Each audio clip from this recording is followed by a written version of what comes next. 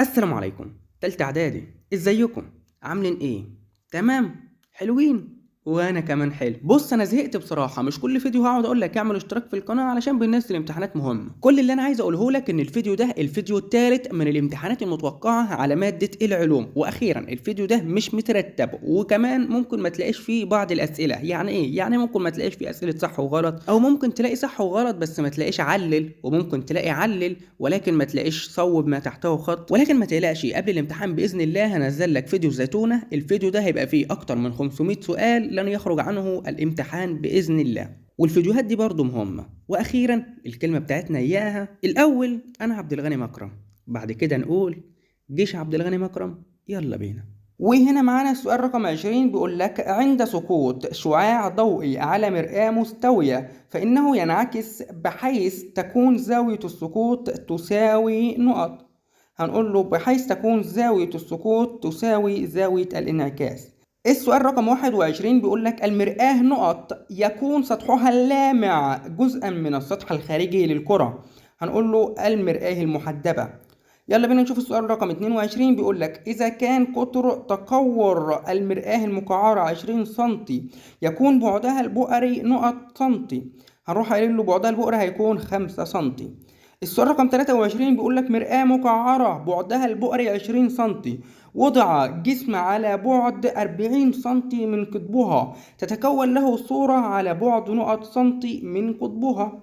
هنقول له تتكون له صورة على بعد 40 سنتي من قطبها. السؤال رقم 24 بيقول لك تستخدم المصابيح الأمامية للسيارات مرايا نقط. بيقول لك المصابيح الأمامية للسيارات بيبقى فيها مراية ايه؟ هنقول له مراية مقعرة. ماشي. بينما توضع على يمين ويسار السائق مرايا نقط. هنقول له مرآة محدبة، لأن المرآة المحدبة تعمل على تصغير الصورة، وبالتالي هتجيب صورة الشارع كله وهيشوف كل اللي في الشارع. يلا بينا بقى نقلب الصفحة مع بعض. وهنا السؤال التاني بيقول لك اختر الإجابة الصحيحة. ماشي. واحد، قصر النظر يؤدي إلى تجمع الأشعة نقط الشبكية. هو قصر النظر بيؤدي إلى تجمع الإشعاع أمام الشبكية ولا خلف الشبكية؟ بالظبط هيبقى أمام الشبكية. هنختار أمام الشبكية، يبقى نختار أمام. السؤال رقم 2 بيقول لك عدسة محدبة بعدها البؤري 50 سنتي، وضع جسم على بعد 100 سنتي منها، فتكونت له صورة على بعد نقط من المركز البصري. هل تكونت له صورة على بعد يساوي 100 سنتي من المركز البصري، ولا أكبر من 100 سنتي من المركز البصري، ولا يساوي 50 سنتي من المركز البصري، ولا أقل من 100 سنتي من المركز البصري؟ فكر فيها. بالظبط هتبقى هتتكون له صورة على بعد يساوي 100 سنتي من المركز البصري. يلا بينا نقلب الصفحة مع بعض. وهنا أيها الطالب الجميل بيقول لك ثانيا اختر الإجابة الصحيحة. ماشي يا معلم. السؤال الأول وحدة قياس السرعة نقط. هل المتر على الثانية تربيع، ولا الكيلومتر على الثانية تربيع، ولا المتر تربيع على الثانية، ولا المتر على الثانية؟ المتر على الثانية هي الأخيرة. برافو عليك. السؤال رقم 2 بيقول لك اختر الإجابة الصحيحة. لتعيين الزمن يلزم معرفة نقط. هل يلزم معرفة المقدار والاتجاه، ولا المقدار فقط، ولا الاتجاه ووحدة القياس، ولا المقدار والاتجاه ووحدة القياس؟ برافو عليك، المقدار فقط. يبقى لتعيين الزمن يلزم معرفة المقدار فقط. الثانية. يلا بينا نقلب الصفحة ونشوف باقي الأسئلة في الصفحة التانية. يلا بينا. وهنا أيها الطالب الجميل السؤال رقم 3 في اختر الإجابة الصحيحة، وبيقول لك أقصر مسافة يقطعها الجسم في اتجاه ثابت تسمى نقط. هل تسمى المسافة، ولا الإزاحة، ولا العجلة، ولا السرعة؟ برافو عليك، تسمى الإزاحة. السؤال رقم 4 في اختر الإجابة الصحيحة بيقول لك الجسم الذي يبدأ حركته من السكون تكون عجلة حركته أو عجلة الحركة نقط. هل تكون عجلة الحركة موجبة، ولا متوسطة، ولا سالبة، ولا صفرية؟ أيوة سمعك، موجبة. برافو عليك. يلا بينا على طول كده نقلب الصفحة ونشوف باقي الأسئلة. يلا بينا. وهنا السؤال رقم 7 بيقول لك المستقيم المار بقطب المرآة ومركز تكورها يسمى نقط. هنقول له يسمى المحور الأصلي. السؤال رقم 8 بيقول لك عند وضع جسم أمام عدسة مقعرة يتكون له صورة تقديرية معتدلة نقط معتدلة هتبقى معتدلة مصغرة. السؤال رقم 9 بيقول لك تستخدم نقط كبديل للنظارات الطبية لتصحيح عيوب الإبصار. هروح قايل له هي العدسات اللاصقة. السؤال رقم 10 بيقول لك تعمل العدسة المقعرة على نقط الأشعة الساقطة عليها. هنروح قايل له تعمل على تفريق الأشعة الساقطة عليها. السؤال رقم 11 بيقول لك زاوية نقط هي الزاوية المحصورة بين الشعاع الضوئي المنعكس والعمود المقام من نقطة السقوط على السطح العاكس. هروح قايل له هي زاوية الانعكاس. السؤال رقم 12 بيقول لك الشعاع الضوئي الساقط مرا بنقط ينفذ على استقامته دون أن ينكسر. هنروح قايل له الشعاع الضوئي الساقط مرا بالمركز البصري هو اللي ينفذ على استقامته دون أن ينكسر، يبقى الساقط مرا بالمركز البصري. السؤال رقم 13 بيقول لك يحتاج الشخص المصاب بقصر النظر إلى نظارة طبية عدستها نقط. هنقول له هو عنده قصر نظر يبقى محتاج عدسة مقعرة. يلا بينا نقلب الصفحة ونشوف باقي الأسئلة مع بعض. هنا السؤال رقم 11 بيقول لك علل. تكتب كلمة إسعاف معكوسة على سيارات الإسعاف. هنروح قايل له الإجابة حتى يراها قائد السيارات مضبوطة فيصارعوا بإخلاء الطريق. وهنا السؤال رقم 12 بيقول لك تمكن العالم نقط من حرق أشرعة سفن الأسطول الروماني باستخدام ظاهرة نقط الضوء على مراية نقط. هروح قايل له ايوه ركز الاول. تمكن العالم ارشميدس، برافو عليك، يبقى العالم ارشميدس تمكن من حرق اشرعه سفن الاسطول الروماني باستخدام ظاهره، بالظبط باستخدام ظاهره انعكاس الضوء. يبقى هنكتب له انعكاس على النقط التانية على مرايه نقط. ايوه انعكاس الضوء على مرايه مقعره، برافو عليك، لانها بتجمع الحراره كلها في نقطه واحده. الخلاصة إجابات السؤال: النقطة الأولى هنكتب له أرشميدس، النقطة التانية هنكتب له انعكاس، النقطة التالتة هنكتب له مقعرة.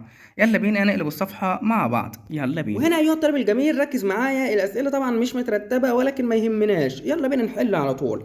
2. عندما يتحرك الجسم في خط مستقيم واتجاه ثابت فإن المسافة المقطوعة نقط الإزاحة المقطوعة. بيقول لك الجسم بيتحرك في خط مستقيم وفي اتجاه ثابت، فبكده أيها العالم أرشميدس هتكون المسافة بتساوي الإزاحة، يبقى نكتب له على النقط يساوي. السؤال رقم 3 بيقول لك السرعة نقط هي سرعة جسم متحرك بالنسبة لمراقب. هنقول له ده كده تعريف السرعة النسبية، يبقى نكتب له على النقط النسبية. السؤال رقم 4 بيقول لك مسار الحركة في اتجاه واحد قد يكون نقط أو تركيبا منهما. ركز معايا، هنقول له مسار الحركة في اتجاه واحد قد يكون بالظبط مستقيما أو منحنيا أو تركيبا منهما. يبقى النقطة الأولى نكتب له مستقيما، النقطة الثانية نكتب له منحنيا، وبس كده. السؤال رقم 5 بيقول لك تعرف نقط بأنها المسافة المقطوعة خلال وحدة الزمن.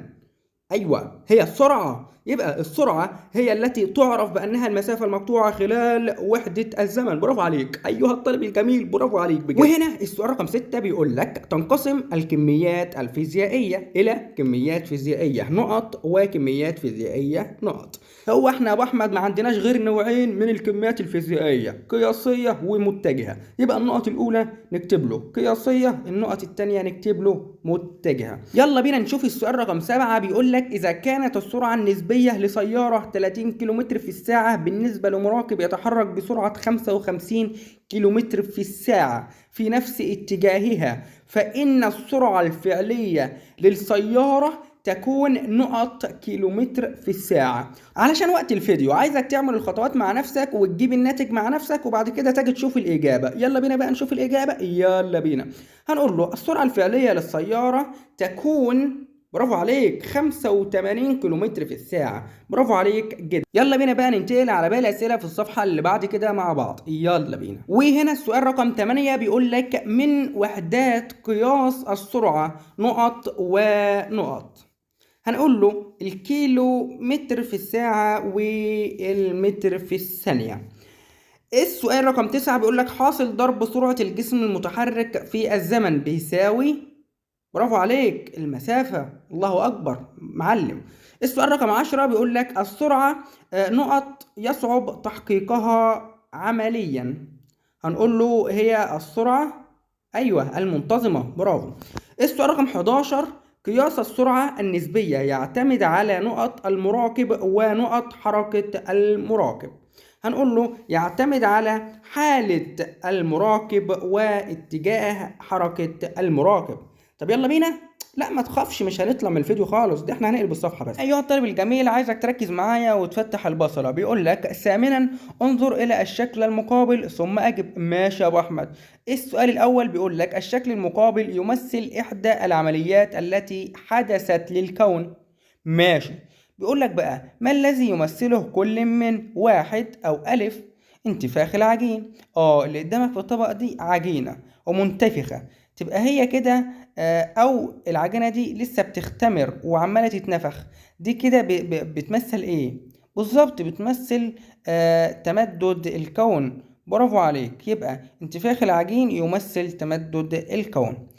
طيب بيقول لك ما الذي يمثله تباعد حبيبات الزبيب. هو فين الزبيب؟ اقول لك الزبيب اللي هو على العجينة، اللي هو الاسود ده، هو ده زبيب. بيتباعد كل ما العجينة بتختمر، كل ما الزبيب بيتباعد عن بعضه، ودي كده بتمثل، أيوة، تباعد المجرات عن بعضها في الكون. برافو عليك، كل ما الكون يمتد أكتر كل ما المجرات. ايه اللي عايزك تركز معايا. وبيقول لك أولا اختر الإجابة الصحيحة. ماشي. واحد، تكون نجم الشمس بعد حوالي نقط مليون سنة من الانفجار العظيم. بيقول لك الشمس اتكونت بعد الانفجار العظيم بكام سنة؟ برافو عليك، سقف لنفسك. الشمس اتكونت بعد الانفجار العظيم ب10,000 مليون سنة. طيب السؤال بقى رقم 2 بيقول لك تستغرق الشمس حوالي نقط مليون سنة لتكمل دورة واحدة حول مركز المجرة. هنروح قايلين له تستغرق الشمس 220 مليون سنة لتكمل دورة واحدة حول مركز المجرة، يبقى نختار 220. ويلا بينا أيها الطالب الجميل نقلب الصفحة ونشوف باقي الأسئلة. النظرية التي تفترض أن المجموعة الشمسية نشأت من كرة غازية متوهجة هي نظرية السديم، يبقى نختار السديم. السؤال رقم 6 بيقول لك توجد المجرات في تجمعات تعرف بنقط. هل تعرف بالنجوم ولا المجموعات الشمسية ولا عناقيد المجرات ولا أسلاف المجرات؟ طيب هي توجد المجرات في تجمعات تعرف بعناقيد المجرات. برافو عليك، يبقى نختار عناقيد المجرات. يلا بينا ننتقل على باقي الأسئلة في الصفحة اللي بعد كده. وهنا السؤال رقم 7 في أكمل بيقول لك يتكاثر نجم البحر لا جنسيا بواسطة نقط بينما يتكاثر فطر عفن الخبز بواسطة نقط. على طول هنقول له نجم البحر بيتكاثر لا جنسيا بواسطة التجدد، بينما يتكاثر فطر عفن الخبز بواسطة بالظبط الجراثيم. السؤال رقم 8 بيقول لك أكمل. تتكون خيوط المغزل أثناء انقسام الخلية في الطور نقط بينما تختفي في الطور نقط. بالظبط سمعك، تتكون خيوط المغزل أثناء انقسام الخلية في الطور التمهيدي. برافو عليك. بينما تختفي في الطور النهائي. السؤال رقم 9 أكمل. بيقول لك الانقسام نقط يهدف إلى تكوين الأمشاج. الانقسام ايه اللي بيهدف الى تكوين الامشاج؟ بالظبط الانقسام الميوزي. السؤال 10 بيقول لك نقط عملية حيوية يقوم بها الكائن الحي بهدف انتاج افراد جديدة من نفس نوعه. دي كده عملية التكاثر، يبقى هنكتب له على النقط التكاثر. السؤال 11 بيقول لك التكاثر نقط ينتج عنه أفراد تتشابه معا في تركيبها الوراثي الذي يشبه الكائن الأصلي. ده كده التكاثر اللاجنسي هو التي ينتج عنه أفراد تتشابه معا في تركيبها الوراثي. بعد كده معانا السؤال 12 بيقول لك أكمل عدد الكروموسومات الموجودة بالخلية الجسدية لكائن حي يعادل نقط عدد الكروموسومات في المشيك. أيوة بالظبط، احنا عارفين إن عدد الكروموسومات في الخلية الجسدية بتعادل ضعف عدد الكروموسومات في المشيك. يلا بينا نشوف السؤال رقم 13 بيقول لك يتكون الكروموسوم من نقط متصلين معا عند نقط. هنروح قايل له الإجابة يتكون الكروموسوم من كروماتيدين متصلين معا عند السنترومير. يلا بينا أيها الطالب الجميل نقلب الصفحة ونشوف باقي الأسئلة مع بعض ونحلها. لو لسه ما عملتش لايك فاعمل لايك، مش هتخسر ايه. وهنا ركز معايا وبيقول لك 3 اختر الإجابة الصحيحة. ماشي. يتركب الكروموسوم كيميائيا من نقط. هل يتركب الكروموسوم كيميائيا من حمض نووي ولا بروتين ولا كربوهيدرات ولا من الحمض النووي والبروتين؟ بالظبط من الحمض النووي والبروتين، يبقى نختار الأخيرة. السؤال رقم 4 بيقول لك يعتبر التكاثر نقط مصدرا للتنوع الوراثي. هل التكاثر بالتبرعم ولا الخضري ولا الجنسي ولا بالتجدد؟ بالظبط التكاثر الجنسي، يبقى يعتبر التكاثر الجنسي مصدرا للتنوع الوراثي، يبقى نختار اللي قبل الأخيرة. السؤال رقم 5 بيقول لك اختر الإجابة الصحيحة. فطر عفن الخبز يتكاثر بنقط. بالظبط فطر عفن الخبز يتكاثر بالجراثيم، برافو عليك. ودلوقتي عايز اقول لك لو لسه ما عملتش لايك عيب عليك، اعمل لايك للفيديو واعمل اشتراك في القناة. والامتحان ده الامتحان الثالث. كان معكم عبد الغني مكرم. السلام عليكم ورحمة الله وبركاته.